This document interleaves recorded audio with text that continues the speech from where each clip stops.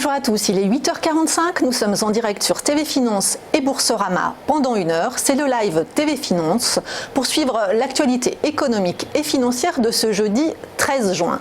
Au sommaire de l'émission des invités, nous recevrons Thomas Picamol, cofondateur de la start-up Amplify, qui nous parlera du livre qu'il vient de publier, Stratégie Start-up, du mythe américain au succès français. Nous assisterons ensuite à l'ouverture de la Bourse de Paris aux côtés de Xavier Fono, associé chez Interactive Trading, puis Bernard Pradeclos, trader pour compte propre et auteur du livre Stratégie de marché, nous présentera les market movers du jour. Philippe Duhamel, DG de Clustar, nous expliquera comment, grâce à l'intelligence artificielle, les chatbots révolutionnent les services clients des entreprises.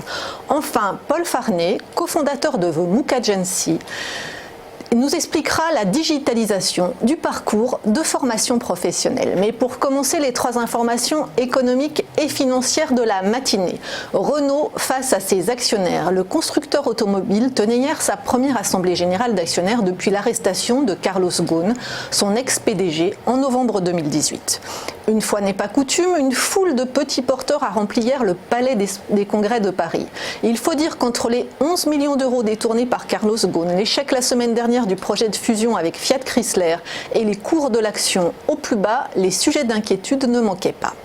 Le nouveau président de Renault, Jean-Dominique Senard, est néanmoins parvenu à rassurer sur l'avenir du groupe, rappelant que sa réussite passait obligatoirement par celle conjointe de ses partenaires Nissan et Mitsubishi. À lui seul, Renault produit en effet à peine 4 millions de véhicules.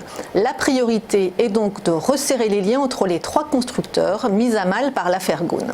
Quant à l'échec récent et cuisant de la fusion avec Fiat Chrysler, le PDG de Renault n'a pas caché sa déception, rendant Bercy en grande partie responsable. Une OPA maintenant de 6 milliards de dollars pour Dassault Systèmes. Le leader français du logiciel a annoncé hier la plus grosse acquisition de son histoire.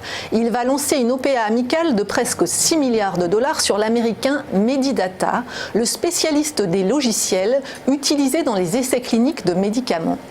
Cette opération lui permet de renforcer son offre à destination des grands laboratoires, alors qu'il collabore déjà avec les 20 premières sociétés biopharmaceutiques mondiales.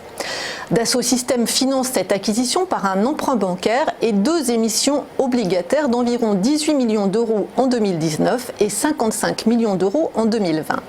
Selon son PDG, l'opération devrait permettre au groupe de doubler ses bénéfices d'ici à 2023.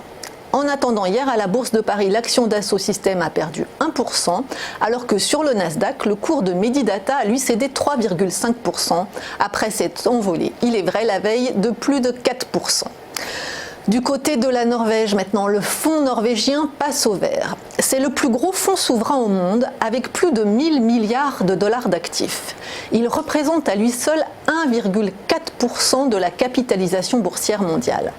Or, le Parlement norvégien a décidé hier de durcir les critères de gestion de son fonds en boycottant les énergies fossiles. Le fonds va donc devoir se désinvestir de géants miniers comme le Suisse Glencore, l'Australien BHP Billiton, l'Américain Anglo American, mais aussi des groupes d'énergie comme l'Allemand RWE ou l'Italien Enel. Au total, cette décision pourrait l'obliger à vendre près de 6 milliards de dollars de participation. Les compagnies pétrolières exclusivement tournées vers l'exploration et la production d'hydrocarbures seront également bannies, comme l'américain Chesapeake, le chinois CNOOC ou le français Morel et Prom. Les décisions du fonds souverain norvégien sont d'autant plus importantes qu'elles sont généralement suivies par les autres investisseurs. Retour maintenant à la Bourse de Paris. En préouverture, le CAC 40 est attendu en légère baisse. Hier, l'indice parisien a cédé 0,6% à 5374 points, miné par la guerre commerciale. Wall Street a fini en léger repli, rassuré par les chiffres de l'inflation.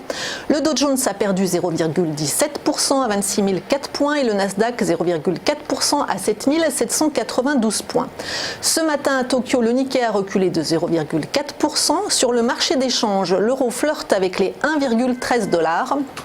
Côté pétrole, après la chute d'hier, les cours repartent à la hausse ce matin. Le baril de Brent se rapproche de 61 $ et le brut léger américain WTI de 52 $.